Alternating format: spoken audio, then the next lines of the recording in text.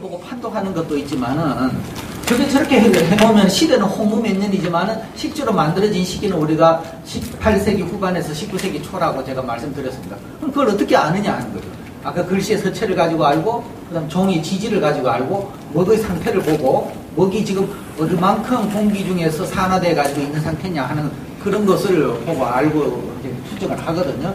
그래서 그 다음에 종이의 두께라든가 이런 걸 다 봅니다. 그런데 저런 것을 이제 과학적으로 할 때는 먹 같은 것도 이제 분석을 해서 성분 분석. 그 다음에 종이 같은 경우는 어떠냐면 종이의 한 올을 빼냅니다. 한 올을 빼내가지고 이것을 과학적으로 한 올을 이렇게 세로로 자르고 그 다음 가로로 이렇게 자릅니다. 그러면 잘라보면 거기에 수분이 이렇게 빠져나가는 그걸 가지고도 또 추적하기도 합니다. 그 다음에 이 탄소 연대 분석. 그 탄소 연대 분석을 통해 가지고 그 탄소가 원래 나무가 이렇게 컸을 때에 탁 잘라냈을 때에 그 탄소 그 동화작용이 끝나기 때문에 그때부터 어디만큼 시간이 경과했느냐 하는 걸 알 수도 있습니다. 그래서 과학적으로는 그런 방법. 그 다음에 이제 저게 이제 뭐 활자냐, 그 다음에 뭐 먹으로 썼는 거냐. 저거는 지금 조금 전에 본 건 당연히 그거는 먹으로 썼는 겁니다. 그 다음에 이제 도침의 정도. 도침이라는 것은 종이를 두드리는 겁니다. 그런데 제가 지금까지 본 종이로서 제일 그러니까 뭐 개별적인 종이로서 좋은 거는 많지만 전 시대를 통틀어 가지고 이렇게 보면은 제일 좋았을 때는 고려시대입니다. 고려시대에 1100년도에서 1200년 초 중반 요 사이 1150년에서 1250년 요 사이가 종이가 제일 좋고 그다음 제일 나빴던 시기가 언제냐면 조선개국 바로 이후에요. 당연히 어찌 생각하면은 뭐 정치적으로 그렇게 혼란되고 하니까 그런 것에 대한 신경을 못 썼겠죠. 그 다음에 글씨가 제일 형편없이 나빴던 시기도 그 시기입니다. 글씨가 제일 안정되어 있지도 않고 뭐 형편없이 만들어졌던 그런 시기고, 그러니까 글자의 서체나 종이의 지질이나 이런 것이 조선개국 초에서 제일 안 좋았던 그런 시기입니다. 그 다음에 이제 그 고려시대 께 이제 이렇게 보면은 1200년대 글씨가 굉장히 좋고 우리 대장경 만들었던 시대가 그때가 또 상당히 좋은 시절이고요. 그 다음에 우리가 보통 이제 이런 데에 뭐 경상남북도 할 것 없이 쭉 다니다 보면은 사실은 양적으로 많은 곳 있지 않습니까? 양적으로 많은 곳은 대체로 언제쯤에 가 있나 하면은 거의 영정조 시대 이후부터 융성했던 집안. 그런 집안에는 양적으로 많습니다. 왜냐하면은 당연히 이제 그때부터 지금까지 전래될 가능성이 많은데 인난전에 특히 조선개국 근처에 뭐 유명했던 세종 때 유명했던 집안 같은 경우는 남아 있는 게 별로 없어요. 왜? 그간에 많은 집안에서 다 이렇게 분산돼서 흩어지고 그다음 이 뭐 난리통에 제대로 남아 있질 않겠죠. 그래서 항상 이제 물론 뭐 100% 그렇다는 게 아닙니다. 정황적으로 봐서 이제 저희들이 가서 조사를 이렇게 해보면 그런 경우가 많다는 겁니다. 그래서 이제 그런 콘처럼 이렇게 생긴 것들인데 이것도 종이가 굉장히 얇아서 이게 부서질 가능성이 있으니까 차라리 이쪽이 되든지 한쪽을 풀 발라버리잖아요. 풀. 그래서 여기서 요렇게 보면 될 거 아니냐 이거죠. 그러면은 이게 흐트러지질 않겠죠. 근데 풀을 바르니까 또 뭐냐면 풀은 벌레가 잘 달려들거든요. 그리고 책이 무거워집니다. 그러니까 이러면 안 되겠다. 그래서 여기서 이제부터는 뭐냐면 차라리 구멍을 뚫자는. 그래서 구멍을 뚫어 가지고 여기다가 종이 심지를 박습니다. 종이 심지를 이렇게 박아놨는데 고려시대나 조선 초기 아주 지금 이 노권이 나오던 이 시기는 이렇게 심지를 박고 양쪽에서 이렇게 못을 이렇게 때리듯이 이렇게 때립니다. 그래서 이게 이렇게 못이 박히는 게 5개, 7개, 9개, 뭐 11개, 많을 때는 13개까지 여기 못이 박힙니다. 근데 이렇게 박아놔 보니까 그러면서 표지는 한 장으로 요즘 책처럼 한 장으로 이렇게 만들거든요. 근데 그렇게 해보니까 이게 또 불편한 거예요. 그 다음에 아이디어가 나오는 것이 뭐냐면 그러지 말고 호치키스처럼 이렇게 해서 이렇게 찝고 이 바깥에서 매자는 거죠. 이렇게 하나 집어넣어서 이렇게 양쪽 두드리는 것보다는 이렇게 해서 집어넣고 여기서 양쪽 끝을 매버리면 되지 않느냐. 이렇게 해서 2개를 이렇게 양쪽에 집어넣고 여기서 매버리는 겁니다. 지금 우리가 보는 일반적인 책들은 고서를 이렇게 풀어보면은 이 안쪽에 다 그렇게 2개씩 이렇게 매여져 있습니다. 이것을 진염이라 그러는데 이렇게 지금 매여져 있는 형태입니다. 그런데 책이 우리 보통 보면 실로서 이렇게 5군데가 매여져 있잖아요. 보서 같은 경우에. 중국하고 일본 책은 4곳이 묶여져 있습니다. 그런데 우리나라 책은 이렇게 5곳이 묶여져 있는데 여기에 5곳이 묶은 것은 그 실이 책을 묶어주는 건 아닙니다. 그것은 표지만을 붙여주는 거예요. 표지만을 붙여주는 것이고 책을 이렇게 페이지를 꽉 고정시켜주는 건 이 안에 있는 종이 심지입니다. 종이 심지가 묶어주는 거고 바깥에 앞뒤에 표지 붙는 거. 그런데 이렇게 실로서 이렇게 묶어지던 시기는 언제냐 하면은 1500년대 이후가 돼야 실이 나타납니다. 그러면 그전에는 뭐냐면 그전에는 아예 이렇게 해서 요즘 책처럼 페이퍼바운드 책처럼 이렇게 감싸주는 책이에요. 그러니까 적어도 이렇게 구멍을 뚫었다 이렇게 생각하면 그 시대가 전부 다 1500년대 후반이다.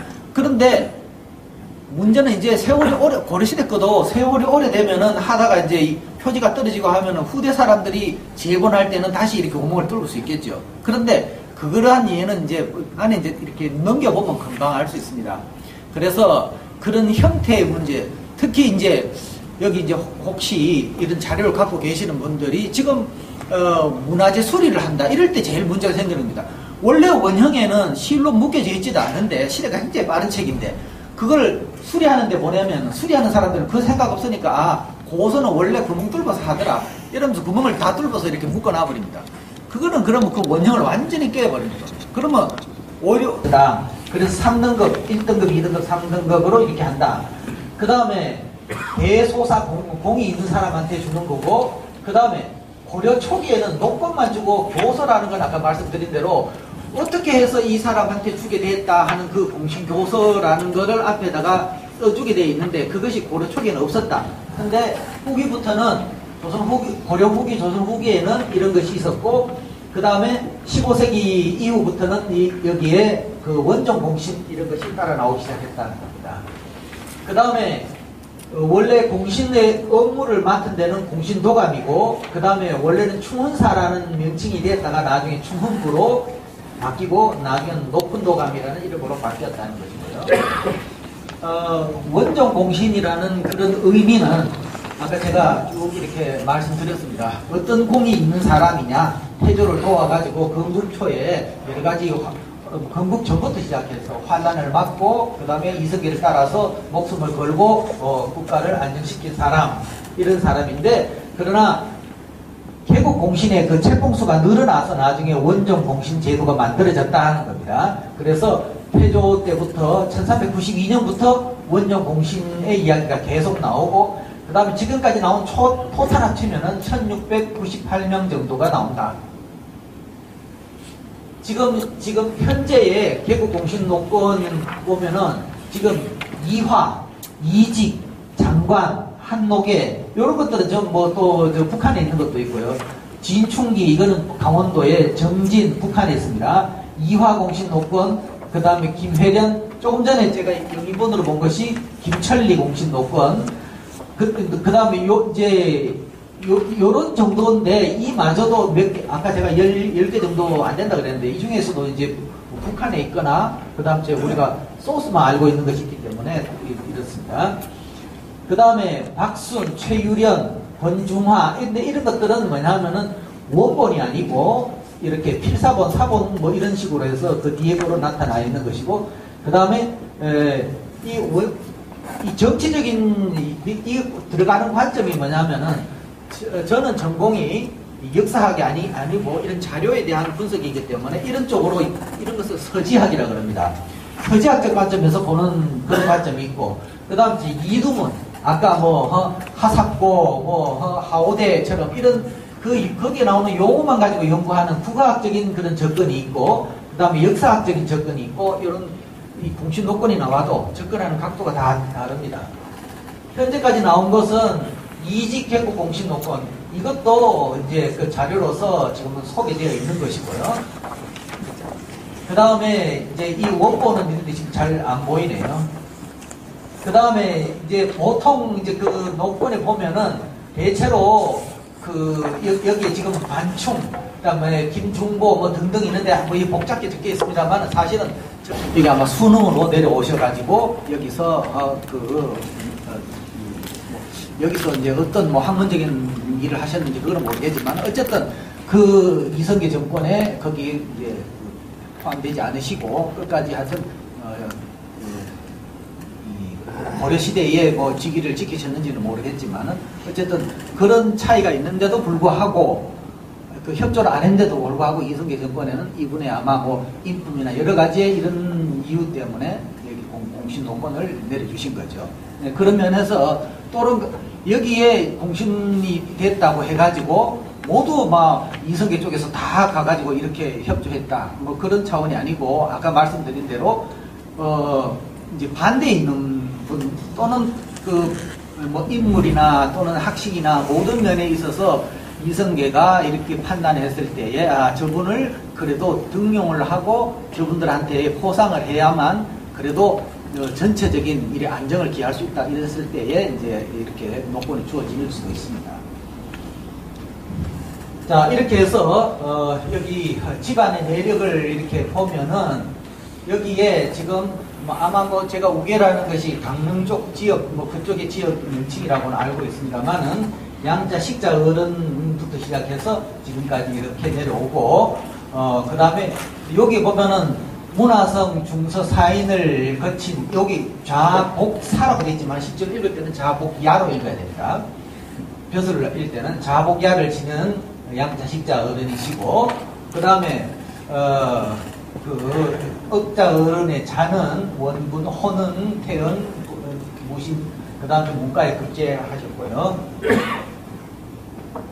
그 다음에 여기도 아까 말씀드렸습니다만은 이 태조 이성계가 가정대보 중천 부사 겸 도평 의사사를 제수하였으나 절의를 지켜서 수능으로 물러나서 여생을 보냈다는 그런 기록을 볼 수가 있습니다. 그 다음에 태조가 여러 차례 소명을 했지만 응하지 않고 그래서 결국 태조가 결국 원종 공신으로 봉하고 전토와 노비를 하셨다는 그런 기록이 있습니다.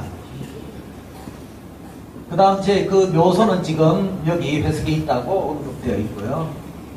그 다음에 이제 공신 노건끼리 서로 이렇게 막 수급한 사람들이 이름이 좀 틀립니다. 그래서 그거는 이걸 뭐 하나하나 이렇게 대조하는 건 별로 의미가 없기 때문에 이건 학문적으로는 저희들이 몇 명이 누가 받았느냐를 보기 위해서 하는 거지만은 그래서 이제 이렇게 양쪽으로 차이가 나는 사람들이고요. 근데 보통 여기 보면은 28명에게 전과 노비를 구분하여서 상급을 하고 비를 세워서 공을 기록하게 했다. 근데 고려도 그렇고 조선도 그렇고 이렇게 보면은 그것을 또 공신들한테 줍니다. 그건 아주 이제 특별한 고려 때에 많이 나오던 그런 이야기들입니다. 그 다음에 여기에 이제 근데 이제 이 출대에 항상 내려줄 때 뭐냐면은 누구 대표자 하나 내놓고 누구의 예에 따라서 전답을 준다. 누구의 예를 따라서 항상 그 대표자하고 이렇게 이름이 따라 나옵니다. 그리고 근데 사는 사람한테만 주느냐? 그게 아닙니다. 저거 줄 때는 보면은 뭐 위화도 회군할 때에 그때에 참 애석하게 죽은 누구한테 준다. 또 돌아가신 분한테도 그런 토지와 저런 노비를 또 내려준 적도 있습니다.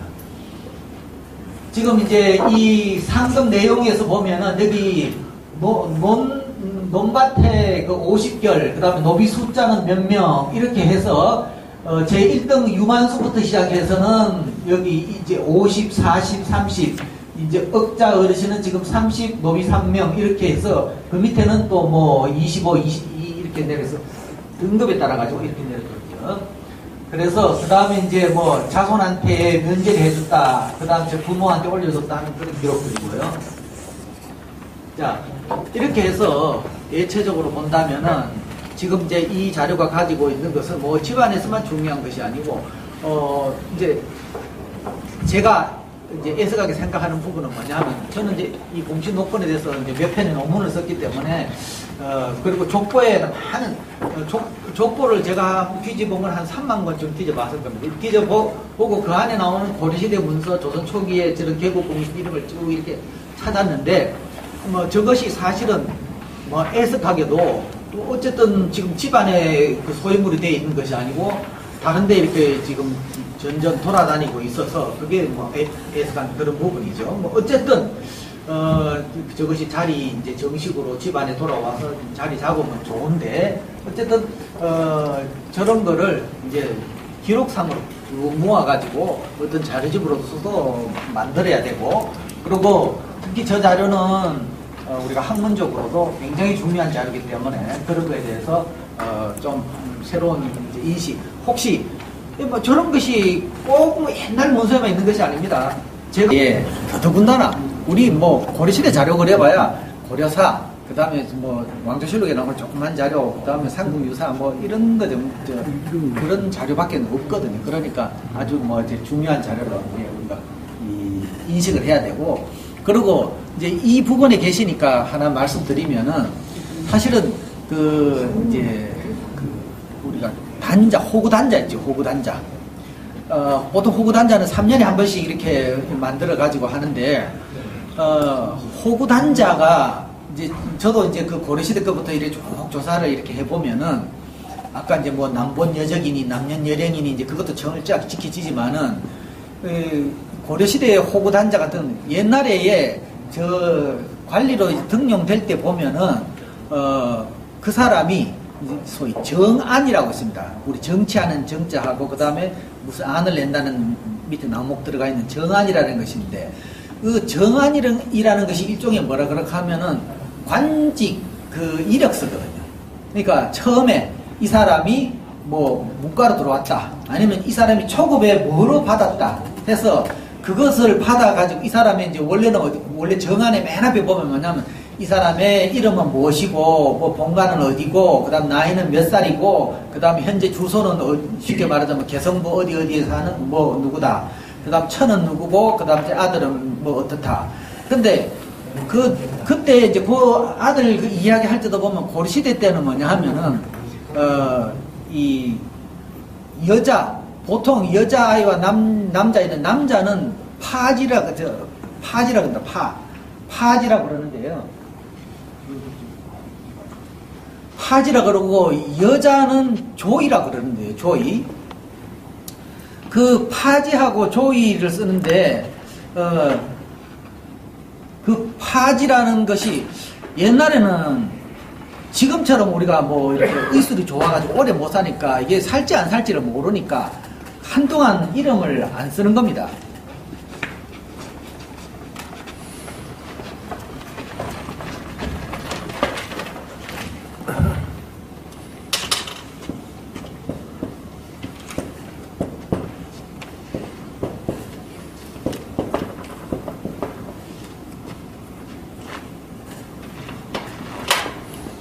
이렇게 해서 뭐 이건 기자도 되고 진짜도 되는데 파지라고 쓰는데요. 이 파지를 쓰고는 뭐냐 하면은 이것을 읽기는 나중에 이 파지가 뭐냐면 박입니다. 박이. 우리가 한 살 박이, 두 살 박이 그러잖아요. 박이 읽기는 기자도 되고 이 파가 바가 돼서 박이. 그다음 박이가 백이가 되고 백이가 뱅이가 돼서 나중에 이게 낮출 때는 우리가 장돌뱅이 이런 식으로까지 쓰여지는데 어쨌든 고려시대 때는 아직까지 성년이 되지 않은 남자애를 이럴 때는 파지라고 있습니다. 그래서 혹시 이런데 그 기록상에 이렇게 파지 이렇게 뭐 이렇게 나오면 아 이게 나이를 이야기하는구나. 남자를 이야기하는구나. 그 다음에 조이라고 이렇게 되면 옛날에는 우리가 그 제 어릴 때만 하더라도 뭐 소사라는 이야기도 썼지만은 이거는 이제 여자아이인데 나이가 어린아이. 근데 이 조이는 이거 시대마다 막 다릅니다. 고려 때는 소위 어린 여자. 또 하나 남은 데가 어디냐면 김해입니다. 김해부 호적에 의하면 하고 이렇게 나와요. 호구 장적에 의하면. 그러니까 그 이전에도 많이 있었겠지만 다 없어져지고 남은 것이 그래서 여기 요 울진장시라든가 이런데 그 기록들이 다 이쪽 지역에만 남아있거든요. 요렇게 해서 울진 여기 요쪽 경북 북부 지역에 있는 그런 그 족보들 안에서는 그런 옛날 거를 확인할 수가 있습니다.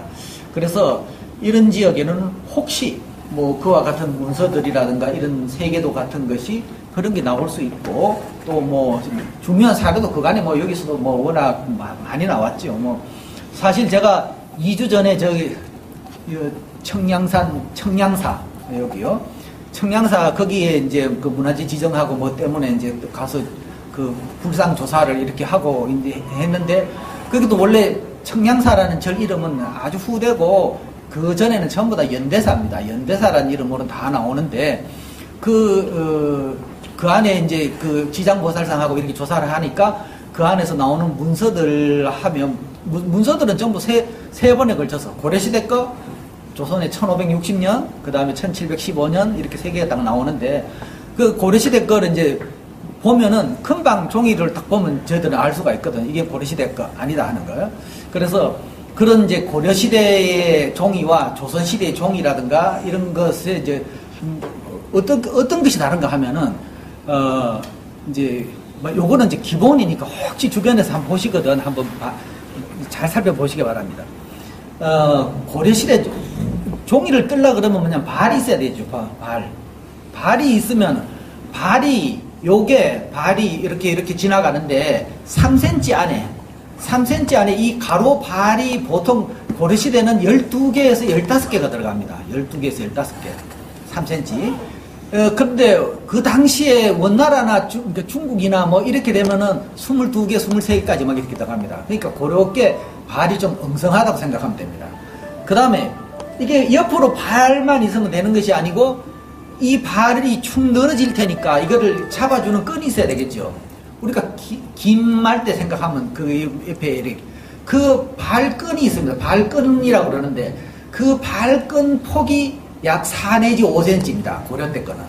근데 아예 안 보이는 것도 있습니다. 발끈이 안 보이는 것도 있는데, 발끈이 안 보인다 그러면 종이를 만약에 이렇게 해서 우리가 외발뜨기 또는 뭐 쌍발뜨기 뭐 이런 게 있는데, 외발뜨기로 이렇게 뜨면 종이 그 무게 때문에 닭종이 무게 때문에 쭉 휘겠지요. 근데 발끈이 딱 있으면 잡아주면 밑으로 안 쳐지죠. 그래서 고려시대 때 종이는 만약에 발끈이 없다고 하면은 종이가 넓질 않습니다. 넓을 수가 없죠. 넓으면 푹 쳐져 버리니까 뜰 수가 없습니다. 대신에 이게 고려시대의 상 거의 뭐 세로로 1cm에서 1.5cm 정도 딱이 나옵니다. 이거 뭐 말할 것도 없이 이거는 그 17세기 겁니다. 1600년도. 그리고 이건 빨갛게 됐죠. 이거 소위 말해서 이제 불교에서 경면주사라고 이야기하는데, 아까 제가 고려로 보내는 건 까맣습니다. 먹으로 했던 겁니다. 그러니까 조선시대 들어와갖고는 이렇게 빨간 걸로 하지만은 고려시대 때는 이렇게 그 먹으로 하고 이 경면주사하고 차이가 납니다. 그 다음에 여기 것은 해인사에 있는 팔만대장경을 찍은 겁니다. 근데 해인사 팔만대장경을 찍은 것인데, 그럼 이게 몇 년도 찍은 것이냐? 이렇게 딱 비춰보면은 딱 1cm 정도 나옵니다. 그러니까 이거는 1600년도에 해인사 대장경을 찍은 겁니다. 그런데 종이가 왜 저렇게 깨끗하냐? 1600년도 건데. 지금 아까 고려거도 그렇고 다 깨끗하지 않습니까? 근데 그 깨끗한 이유는, 그거는 뭐 어디 보관이 잘 돼서 그렇다. 뭐 그게 아니고, 저게 바깥에 돌아다니면은 당연히 산화돼가지고 안 되죠. 근데 저것들은 대체로 불복장, 소위 이 부처 또는 불단 등등 이런 데에 완전히 밀폐되어 있던 공간에 있었기 때문에 변화가 거의 없는 겁니다. 그 다음에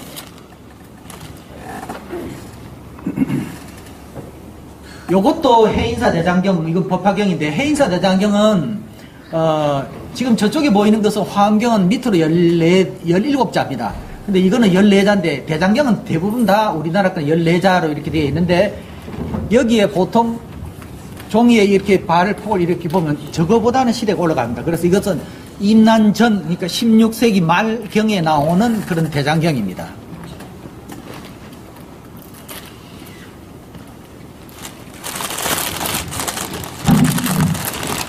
조금 전에 봤던 그 대장경하고 지금 다른 거는 지금 여기에 있는,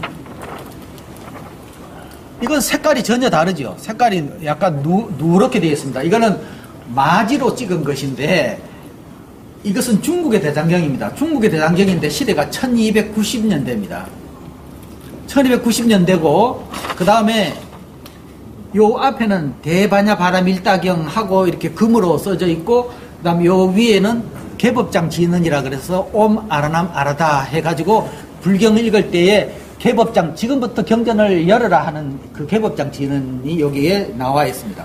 그래서 이 중국과하고 한국과하고의 그런 차이 같은 거, 이 종이 지질로서 한국에 이런 종이 나오는 거는 고려시대 때 잠깐 나왔습니다.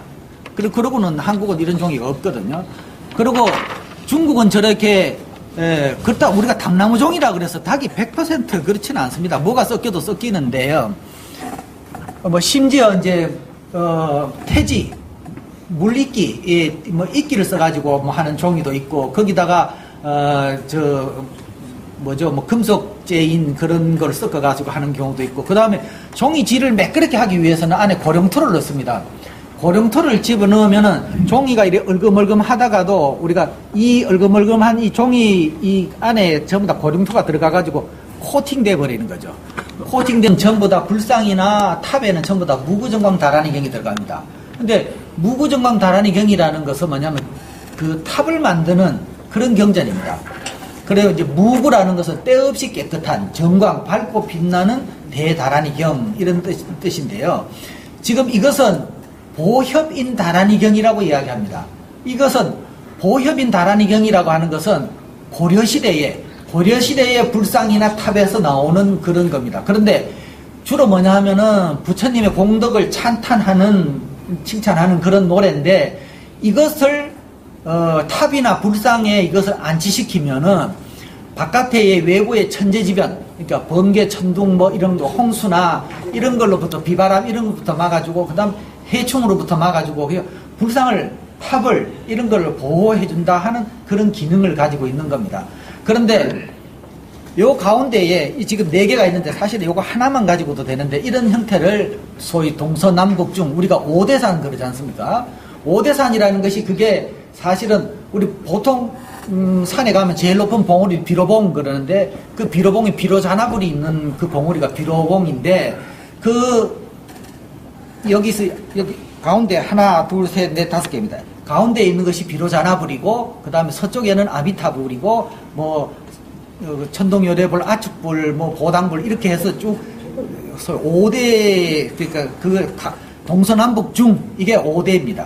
그래서 이것이 이제 5개 방위에 이렇게 이제 가운데에 이걸 딱 안치시키게 되는 것이죠. 그래서 여기에 글자 한자가 보통은 아자 가운데 비로자나불을 중심으로 해서 뱅뱅뱅뱅 돌아가면서 쓰는데, 이 안에 내용이 조금 전에 말씀드린 대로 부처님을 찬탄하는 그런 글로서 이루어져 있습니다. 4개는 다 똑같은 내용을 똑같이 찍어 놓습니다. 그래서 요런 동서남북 중 5대를 딱 만드는 요것을 뭐라 하냐면 만다라라 그럽니다. 만다라. 우리가 무슨 만다라 하는 겁니다. 이 만다라의 원래 의미는 뭐냐면 우주와 내가 하나가 되는 현상, 범아일체 현상이 만다라 현상입니다.